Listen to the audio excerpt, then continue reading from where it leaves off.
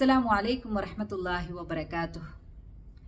ഇന്നു മുതൽ നമുക്ക് സൂറത്തുൽ കഹ്ഫിൽ പറഞ്ഞിരിക്കുന്ന അസ്ഹാബുൽ കഹ്ഫിന്റെ ആ ഒരു ചരിത്ര സംഭവം നമുക്ക് പഠിക്കാം. ചരിത്ര സംഭവത്തിലൂടെ അല്ലാഹു തആല എന്താണ് നമ്മളോട് പറയുന്നത് എന്നുള്ളത് പഠിക്കാം. ആ ഒരു ഭാഗം മാത്രം. സൂറത്തുൽ കഹ്ഫ് 9-ാമത്തെ ആയത്ത് മുതൽ 26-ാമത്തെ ആയത്ത് വരെയാണ് ഈ ഒരു ചരിത്ര സംഭവം ഉള്ളത്. അപ്പോൾ പഠിക്കണം എന്ന് ആഗ്രഹിക്കുന്നവർ എന്ത് ചെയ്യുക? മുസ്ഹഫ് എടുത്തുകൊണ്ട് ഇരിക്കുക. അതായത് തഫ്സീർ എടുക്കാതെ മുസ്ഹഫ് എടുത്തുകൊണ്ടിരിക്കുക. കൂടെ ഒരു പെന്നും ഒരു പേപ്പർ അല്ലെങ്കിൽ ഒരു നോട്ട് ബുക്ക് എന്താവുക കരുതുക. ഒരുപാട് എഴുതാനുണ്ട് എന്നതൊന്നുമല്ല. നമ്മൾ പറയുന്ന അല്ലെങ്കിൽ നമ്മൾ ബോർഡിൽ എഴുതുന്ന ചെറിയ ചെറിയ വാക്കുകളും കാര്യങ്ങളും പോയിന്റുകളൊക്കെ എന്ത് ചെയ്യാം? കുറിച്ച് വെക്കാം. എപ്പോഴും പഠിക്കുന്നവർക്ക് എന്താണ് അത് നല്ലൊരു ശീലമായിരിക്കും. അപ്പോൾ ഇൻഷാ അല്ലാഹ് നമുക്ക് തുടങ്ങാം. ഇന്ന് ഒരു 2 ആയത്തുകളാണ് ഇന്ന് എടുക്കുന്നത്. എന്നിട്ട് നമുക്കൊന്ന് അസ്ഹാബുൽ കഹ്ഫിന്റെ ഒരു ആമുഖം, എന്താണ് ആ ഒരു ചരിത്ര സംഭവം എന്നുള്ളത് നമുക്കൊന്ന് പറയാം. അഊദു ബില്ലാഹി മിനശ് ശൈത്വാനിർ റജീം. ബിസ്മില്ലാഹിർ റഹ്മാനിർ റഹീം. أم حسبت أن أصحاب الكهف والرقيم كانوا من آياتنا عجبا إذ أوى الفتية إلى الكهف فقالوا ربنا آتنا من لدنك رحمة وهيئ لنا من أمرنا رشدا. صدق الله العلي العظيم. الحمد لله رب العالمين. الصلاة والسلام على رسول الأمين وعلى آله وأصحابه أجمعين. أما بعد. رب اشرح لي صدري ويسر لي أمري واحلل عقدة من لساني يفقه قولي. ആമീൻ ആമീൻ ബിറഹ്മതിക യാ അർഹമർ റഹീമീൻ. അസ്ഹാബുൽ കഹ്ഫിന്റെ ഈ ഒരു ചരിത്ര സംഭവവും അതിൽ ഉൾപ്പെട്ടിട്ടുള്ള നമുക്കായി അള്ളാഹു നൽകിയിരിക്കുന്ന ഉപദേശ നിർദ്ദേശങ്ങളും ഏറ്റവും നല്ല രീതിയിൽ പറഞ്ഞു തരുവാൻ എന്നെയും അത് ഏറ്റവും അതിൻ്റെ കാമ്പോടുകൂടി മനസ്സിലാക്കുവാൻ എന്നെയും നിങ്ങളെയും അള്ളാഹു തആല അനുഗ്രഹിക്കുമാറാവട്ടെ എന്ന് ആത്മാർത്ഥമായി ദുആ ചെയ്യുന്നു ഇൻഷാ അല്ലാഹ്.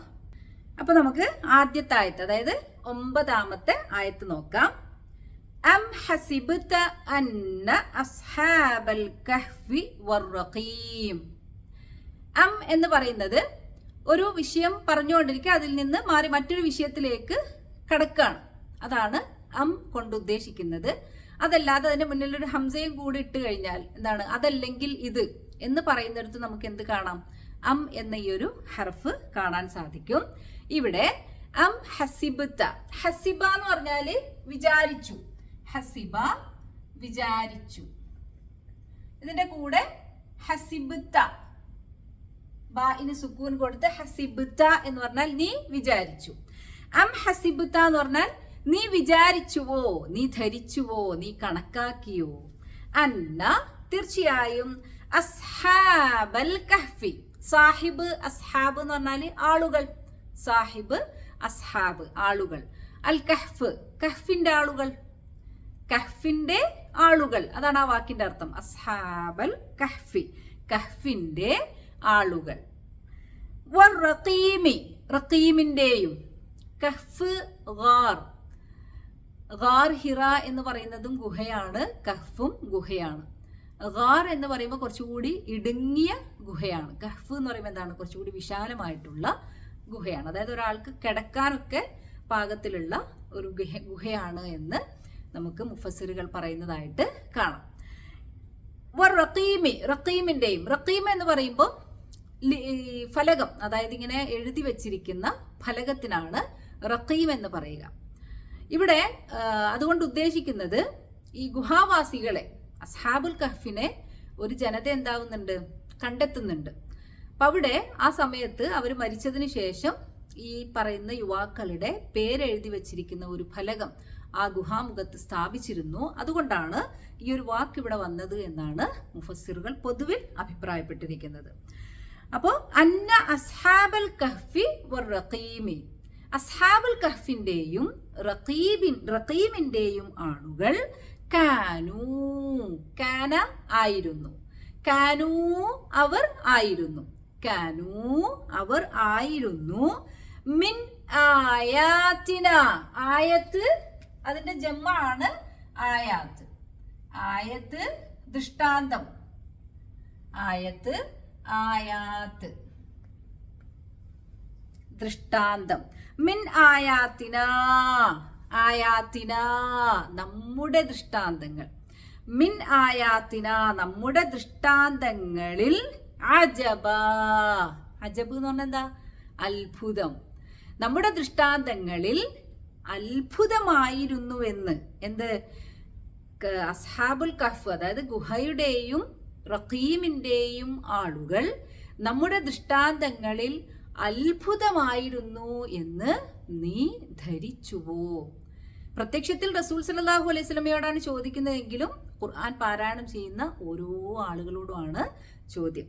അം ഹസിബ്ത, നീ വിചാരിച്ചുവോ, അന്ന അസ്ഹാബൽ കഹ്ഫി, കഹ്ഫിന്റെ ആളുകൾ, റഖീമി റഖീമിന്റെയും, കാനൂ അവർ ആയിരുന്നു, മിൻ ആയാത്തിന നമ്മുടെ ദൃഷ്ടാന്തങ്ങളിൽ, അജബ അജബായിരുന്നു, അത്ഭുതമായിരുന്നു എന്ന് നീ ധരിച്ചുവോ? അപ്പൊ എന്താണ്, ആരാണ് ഈ അസ്ഹാബുൽ കഹ്ഫ്?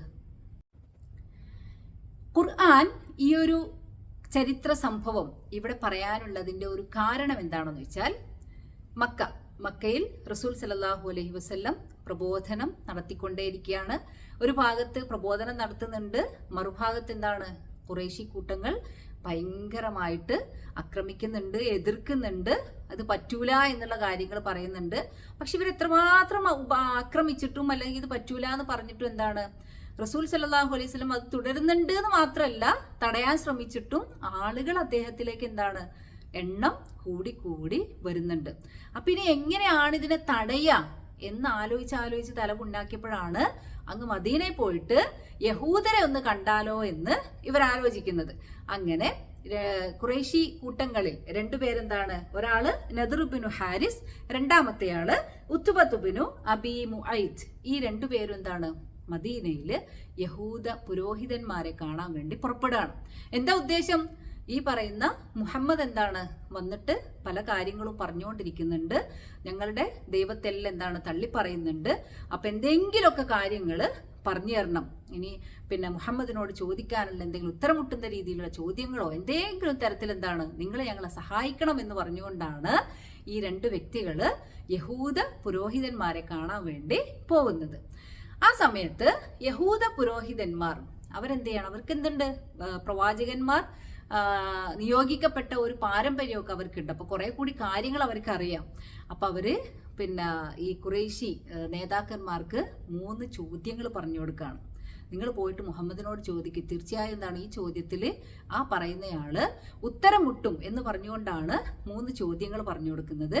അതിൽ ഒന്നാമത്തെ ചോദ്യം പൂർവ്വകാലത്ത് നാട് വിട്ടുപോയ യുവാക്കളെ കുറിച്ചിട്ടാണ്.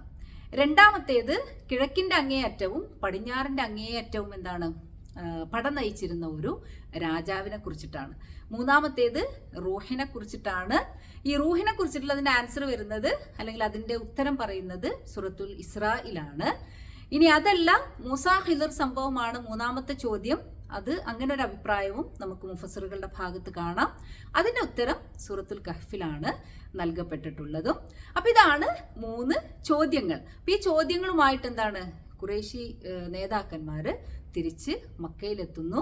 റസൂൽ സല്ലല്ലാഹു അലൈഹി വസല്ലമയോട് ഈ ചോദ്യം ചോദിക്കുന്നു. അല്ലാഹു തആല വഹിയിലൂടെ എന്താണ് അതിനുള്ള ഉത്തരം നൽകുകയും ചെയ്യുന്നു. അപ്പൊ അതിൽ ഒന്നാമത്തെ ചോദ്യമായ അസ്ഹാബുൽ കഹ്ഫിന്റെ ഉത്തരമാണ് ഈ സൂറത്തുൽ കഹ്ഫിൽ 9-ാമത്തെ ആയത്ത് മുതൽ 26 വരെയുള്ള ആയത്തുകളിൽ വിശദീകരിക്കുന്നത്. ഇവിടെ നമ്മൾ മനസ്സിലാക്കേണ്ട കാര്യം, ഒരു ചരിത്രം ഇങ്ങനെ എന്താണ്, അവർ ഏത് നാട്ടിലായിരുന്നു, അല്ലെങ്കിൽ ഇന്ന ഗുഹയിലായിരുന്നു, അവർ ഇത്ര പേരായിരുന്നു, ഇത്ര കാലമാണ് അവർ ഉറങ്ങിയത് എന്നിങ്ങനെ ചരിത്രം ഇങ്ങനെ അടയാളപ്പെടുത്തുക എന്നതല്ല ഖുർആനിന്റെ ഉദ്ദേശം. കാരണം ഈ പറഞ്ഞ ആളുകളുടെ എണ്ണത്തിലും അതേപോലെ അവർ എത്ര കാലം ഉറങ്ങിയിട്ടുണ്ട് എന്നുള്ളതിലൊക്കെ യഹൂദന്മാർക്കിടയിൽ തന്നെ എന്തുണ്ടായിരുന്നു, പിന്നെ അഭിപ്രായ വ്യത്യാസങ്ങൾ ഉണ്ടായിരുന്നു. അത് ഖുർആൻ പറയുന്നുണ്ട്. എന്നാൽ അത് ഇത്രയായിരുന്നു എന്ന് പറഞ്ഞിട്ട് ഖുർആൻ എന്താവുന്നില്ല, വിധി പ്രസ്താവിക്കുന്നില്ല. ഖുർആനിന്റെ ഉദ്ദേശം എന്തല്ല, ചരിത്രം പറഞ്ഞു തരിക എന്നുള്ളതല്ല ഖുർആനിന്റെ ഉദ്ദേശം. അത് ആരുടെ പണിയാണ്? ചരിത്രകാരന്മാരുടെ പണിയാണ്. ഖുർആനിന്റെ ഉദ്ദേശം എന്താണ്? ഈ പറയുന്ന ചരിത്രങ്ങളിൽ ഒരു പാഠം ഉണ്ടാവും. നമുക്ക് ഖുർആൻ ഓതുന്ന ആളുകൾക്ക് കിട്ടേണ്ട പാഠം ഉണ്ടാവും. ആ പാഠം നമുക്ക് പഠിപ്പിച്ചു തരിക എന്നുള്ളതാണ് ഖുർആനിന്റെ ഉദ്ദേശം. അപ്പൊ ഇവിടെ ഈ യുവാക്കളുടെ ഈ സംഭവത്തിലൂടെ അവര് ഒരു പ്രതിസന്ധി ഘട്ടത്തിൽ എന്താണ്, തൗഹീദ് അംഗീകരിക്കുന്നു. എന്നിട്ട് ആ തൗഹീദിൽ അവര് അടിയുറച്ച് നിലകൊള്ളുന്നു. ധൈര്യത്തോടുകൂടി എന്താണ്, അതിൽ തന്നെ ഉറച്ചു നിൽക്കുന്നു. ഇനി അങ്ങനെ ഉറച്ചു നിന്നപ്പോ അല്ലാഹു തആല അവർക്ക് നൽകിയിരിക്കുന്ന അനുഗ്രഹത്തിന്റെയും റഹ്മത്തിന്റെയും സംഭവ കാര്യങ്ങളാണ് ഈ ഒരു ചരിത്ര സംഭവത്തിലൂടെ അല്ലാഹു തആല ഖുർആനിലൂടെ നമ്മളോട് പറയുന്നത്. ഇനി ആ ചരിത്ര സംഭവം എന്താണ് എന്ന് നോക്കാം. ഇങ്ങനെ ഒരു ചരിത്ര സംഭവം നടന്നിട്ടുണ്ട് എന്നുള്ളതിൽ പൊതുവെ എന്താണ്, എല്ലാവരും ഒരേ അഭിപ്രായം തന്നെയാണ്. എന്നാൽ അതിന്റെ വിശദാംശങ്ങൾ ഉണ്ടല്ലോ, അത് ഇന്ന സ്ഥലത്താണ്, അല്ലെങ്കിൽ ഇന്ന ഗുഹയാണ്, ഇത്ര ആളുകളാണ് എന്ന് പറയുന്നിടത്തൊക്കെ എന്തുണ്ട്, അഭിപ്രായ വ്യത്യാസങ്ങളുണ്ട്. അതിൽ കുറച്ചുകൂടി ഒരു ആധികാരികമായിട്ടുള്ള ഒരു സംഭവം നമുക്ക് പറയാം. എഫെസ്യൂസ് എന്ന് പറയുന്ന ഒരു പ്രമുഖ റോമൻ നഗരം, ബഹുദൈവ വിശ്വാസം, വിഗ്രഹാരാധന, ഇത് രണ്ടിന്റെയും കേന്ദ്രമായിരുന്നു ആ ഒരു പട്ടണം. ആ പട്ടണത്തിൽ അവിടെ ഭരിച്ചിരുന്നത് ഡെസ്യൂസ് എന്ന് പറയുന്ന ഒരു രാജാവ്. ആ രാജാവും ഏതിന്റെ ആളായിരുന്നു? ബഹുദൈവ വിശ്വാസത്തിന്റെയും വിഗ്രഹാരാധനയുടെയും ആളായിരുന്നു. ആ സമയത്ത് തന്നെ ഈസാ അലൈഹിസ്സലാമിന്റെ തൗഹീദിലേക്കുള്ള പ്രബോധനം ആ നാടുകളിലൊക്കെ എത്തിയിട്ടുണ്ടായിരുന്നു. അപ്പൊ കുറച്ച് ആളുകളൊക്കെ വിശ്വസിക്കുന്നുണ്ട്. അപ്പൊ അങ്ങനെയുള്ള ആളുകളൊക്കെ തേടി പിടിച്ചെന്താണ്, ഒന്നുകിൽ തിരിച്ച് ബഹുദൈവ വിശ്വാസത്തിലോട്ട് തന്നെ കടത്തുന്നുണ്ട്. ഇനി അങ്ങനെ സമ്മതിക്കാത്ത ആളുകളെ എന്താണ്, ഉപദ്രവിക്കുന്നുണ്ട്, കൊല്ലുന്നുണ്ട്. അപ്പൊ ആ സന്ദർഭത്തിലാണ് കുറച്ച് യുവാക്കൾ എന്ത് ചെയ്യുന്നത്, തൗഹീദിനെ അറിയുന്നതും തൗഹീദിൽ വിശ്വസിക്കുകയും ചെയ്യുന്നത്. ഈ രാജാവ് ഈ ഒരു കാര്യം അറിഞ്ഞു. യുവാക്കളെ കൊട്ടാരത്തിലേക്ക് വിളിപ്പിച്ചു. എന്നിട്ട് പറഞ്ഞു എന്ത്, ആദ്യം താക്കീതൊക്കെ കൊടുത്തു, നിങ്ങൾ മടങ്ങണം. അവരാദ്യം സമ്മതിച്ചില്ല. പിന്നെ എന്താണ്, ഒന്നുകൂടെ ശക്തമായ താക്കീതാണ്. എന്ത്, ഞാനൊരു പര്യടനത്തിന് പോവാണ്, തിരിച്ചു വരുമ്പോഴേക്ക് എന്താണ്, നിങ്ങൾ ഇതിൽ നിന്നൊക്കെ മാറി പഴയതുപോലെ തന്നെ ആവണം. അതായത് വിഗ്രഹാരാധനയിലോട്ട് നിങ്ങൾ തിരിച്ചു വരണം എന്നുള്ള ഒരു മുന്നറിയിപ്പാണ് കൊടുക്കുന്നത്. അങ്ങനെ ഒരു സമയം അവർക്ക് കൊടുത്തത് അവർ രാജകുടുംബത്തിൽപ്പെട്ടതായതുകൊണ്ടാണ് എന്നിങ്ങനെയുള്ള അഭിപ്രായങ്ങളും നമുക്ക് കാണാം. അങ്ങനെ രാജാവ് എന്തായി, ഈ യുവാക്കളെ വിട്ടു. പക്ഷെ യുവാക്കൾ എന്തേയില്ല, തൗഹീദിൽ നിന്ന് പിന്മാറാൻ അവര് റെഡിയായില്ല. അവർ പകരം എന്ത് ചെയ്തു, അവിടെ നിന്ന് മാറി ഒരു ഗുഹയിൽ ഒളിച്ച് താമസിക്കാൻ തീരുമാനിച്ചു. അങ്ങനെ പോകുന്ന വഴിയിൽ അവരുടെ കൂടെ ഒരു നായ കൂടെ കൂടുന്നുണ്ട്. അവർ കുറേ അതിനെ ആട്ടിപ്പായിക്കാൻ ശ്രമിച്ചു. പല തരത്തിലുള്ള ശ്രമങ്ങൾ നടത്തി. പക്ഷെ എന്തായില്ല, ആ നായ അവരെ വിട്ട് പോയില്ല. അങ്ങനെ അവരുടെ കൂടെ ആരും കൂടെ ഉണ്ട്, ഈ നായയും കൂടി ഉണ്ട്. അങ്ങനെ ഒരു ഗുഹയിൽ അവര് അഭയം പ്രാപിക്കുകയാണ് ചെയ്യുന്നത്. അങ്ങനെ അവിടെ താമസിക്കുന്നു. അവരിൽ ഒരാൾ എന്ത് ചെയ്യും, പതുക്കെ ആരെയും കാണാതെ പിന്നെ ഭക്ഷണം വാങ്ങിക്കാനൊക്കെ ആയിട്ട് പോവും. അപ്പൊ ഇവര് പറയും, തമ്മിൽ പറയും, ആരും കാണാതെ പോവണേ, ആരോടും എന്താണ് ഒന്നും പറഞ്ഞേക്കരുതേ എന്നിങ്ങനെയുള്ള പരസ്പരമുള്ള മുന്നറിയിപ്പുകളൊക്കെ നൽകിയിട്ടാണ് കൂട്ടത്തിൽ ഒരാള് ഭക്ഷണമൊക്കെ വാങ്ങിക്കാൻ പോകുന്നത്. അപ്പോഴെന്താണ്, അങ്ങനെ ഒരു തവണ ഭക്ഷണം വാങ്ങിക്കാൻ പോയപ്പോ ആ യുവാവ് മനസ്സിലാക്കാണ് എന്ത്, രാജാവ് തിരിച്ചു വന്നിട്ടുണ്ട് എന്നുള്ളത്. അങ്ങനെ പേടിച്ച് ഗുഹയിലെത്തി. അവരാകെ കൂടിയിട്ട് എന്താ, ഒരു വെപ്രാളം ഉണ്ടാവും അല്ലെ, സ്വാഭാവികമായിട്ടും ഒരു വെപ്രാളം ഉണ്ടാവും. അപ്പൊ ആ സമയത്ത് എന്താണ്, അല്ലാഹു തആല ഈ യുവാക്കളെ ഗാഠനിദ്രയിൽ എന്താണ് ആഴ്ത്തുകയാണ് ചെയ്യുന്നത്. അവരെ അങ്ങ് ഉറക്കിയെന്ന് മാത്രമല്ല, അവരുടെ ഗുഹാമുഖം എന്തായി, ഒരു കല്ലുകൊണ്ട് അടക്കപ്പെടുകയും ചെയ്തു. പിന്നീട് എന്താണ്, കുറേ കാലത്തിന് ശേഷം ഈ ആളുകൾ എന്ത് ചെയ്യാണ്, ഉണരുകയാണ്. അപ്പോഴേക്കും ഈ പറഞ്ഞ റോമൻ നഗരം, അല്ലെങ്കിൽ നമ്മൾ നേരത്തെ പറഞ്ഞിരിക്കുന്ന ബഹുദൈവ വിശ്വാസത്തിന്റെയും വിഗ്രഹാരാധനയുടെയും കേന്ദ്രമായിരുന്ന ആ നഗരം ആകെ കൂടി മാറിയിട്ടുണ്ട്. അവിടെ ഏകദേശം എന്താണ്, ക്രിസ്തു മതത്തിന്റെ, അതായത് അടിസ്ഥാനപരമായിട്ട് ഏകദൈവ വിശ്വാസത്തിന്റെ പരലോക വിശ്വാസവുമായി ബന്ധപ്പെട്ട കാര്യങ്ങളൊക്കെ അവിടെ വന്നിട്ടുണ്ട്. അവിടെ ഭരിച്ചുകൊണ്ടിരിക്കുന്ന രാജാവ് ഇതിനെ പ്രോത്സാഹിപ്പിക്കുന്ന ഒരു രാജാവായിരുന്നു. അങ്ങനെ നൂറ്റാണ്ടുകൾക്ക് ശേഷം ഇവർ ഉണരാനുള്ള ഒരു കാരണമായിട്ട് മുഫസ്സിറുകൾ പറയുന്നത്, ഒരു ഇടയൻ എന്താവാണ്, അയാളുടെ ആടുകൾക്ക് വേണ്ടിയിട്ട് ഈ ഗുഹാമുഖം കല്ല് നീക്കം ചെയ്യുന്നതാണ്. അതോടുകൂടിയാണ് ഇവർ ഉണരുന്നത് എന്നാണ് ഒരു അഭിപ്രായം. അങ്ങനെ ഉണർന്നതിന് ശേഷം അവർ പരസ്പരം ഇങ്ങനെ പറയുന്നുണ്ട്, നമ്മൾ കുറെ ഉറങ്ങിയ, ഇല്ല ഒരു ദിവസം, ഇല്ല കുറച്ച് സമയം നമ്മൾ ഉറങ്ങിയിട്ടുള്ളൂ, അല്ലാഹു ആലം എന്നവര് പറയുന്നുണ്ട്. കാരണം അവർക്ക് അത്രേ തോന്നിയിട്ടുള്ളൂ. ഏതൊരാളും അങ്ങനെ തന്നെയാണ്. നൂറ്റാണ്ടുകൾ ഉറങ്ങിയിട്ടുണ്ട്, പക്ഷെ അവരുടെ മനസ്സിൽ അത് കുറച്ചു നേരെ ഉറങ്ങിയിട്ടുള്ളൂ എന്നൊരു തോന്നലാണ് വരുന്നത്. എന്നിട്ട് അവരുടെ കയ്യിലുള്ള നാണയം എടുത്തിട്ട് ഒരാളെ ഭക്ഷണം വാങ്ങിക്കാൻ അയക്കാണ്. അങ്ങനെ അയാൾ പുറത്തിറങ്ങി നഗരത്തിലെത്തിയപ്പോൾ തന്നെ ആകെ കൂടിയിട്ട് അന്തരീക്ഷമൊക്കെ മാറിയിട്ടുണ്ട്. മുക്കിന് ക്ഷേത്രങ്ങളായിരുന്നു, വിഗ്രഹങ്ങളുടെ അങ്ങനെയുള്ള കെട്ടിടങ്ങളായിരുന്നു ഉണ്ടായിരുന്നത്. ഒന്നും കാണുന്നില്ല. എങ്ങും യേശുവിനെ കുറിച്ചിട്ടുള്ള വർത്തമാനങ്ങളാണ്. എങ്ങും പല രീതിയിലുള്ള നല്ല നല്ല വർത്താനങ്ങളും സംസാരങ്ങളൊക്കെയാണ് കേട്ടുകൊണ്ടിരിക്കുന്നത്. ആകെ കൂടി ഒരു അന്താളിപ്പായിരുന്നു. അദ്ദേഹം എന്ത് ചെയ്തു, കയ്യിലുള്ള ആ ഒരു കാശുമായിട്ട് ഭക്ഷണം വാങ്ങാൻ ചെന്നു.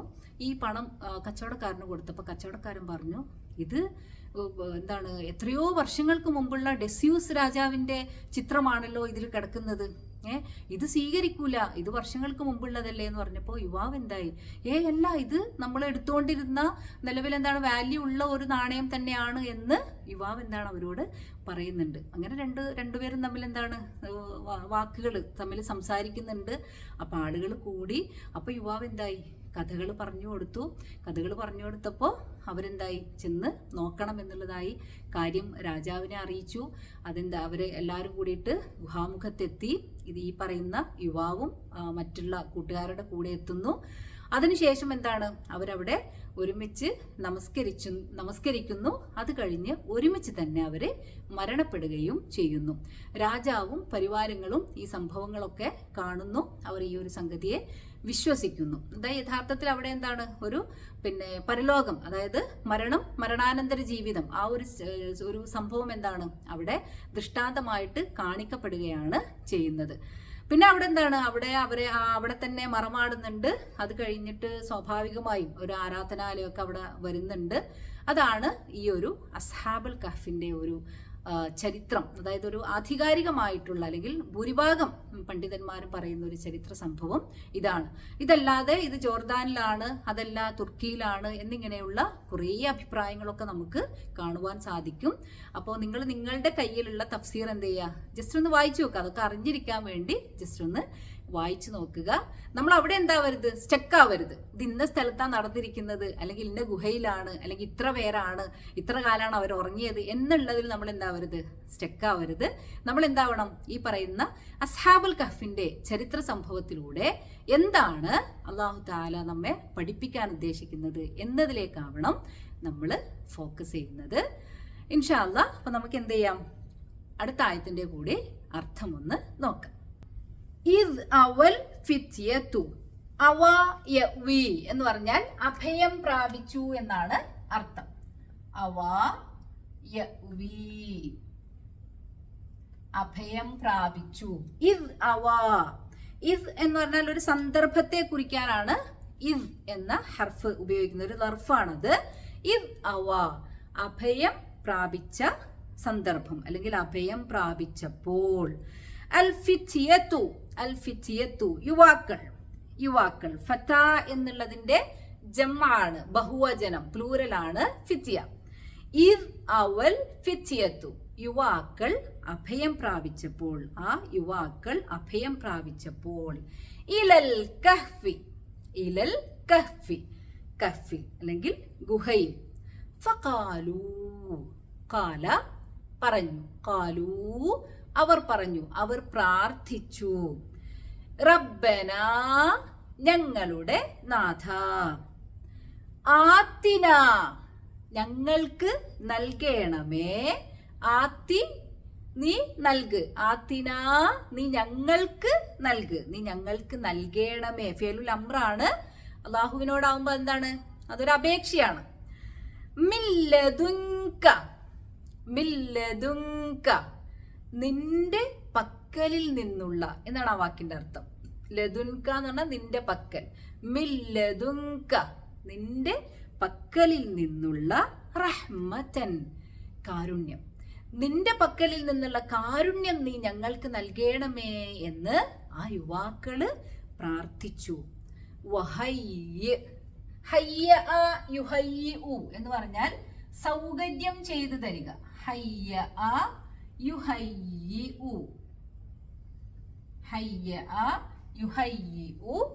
സൗകര്യം ചെയ്തു തരിക. ഹയ്യ് എന്നുള്ളത് ഫിഅലുൽ അംറാണ്.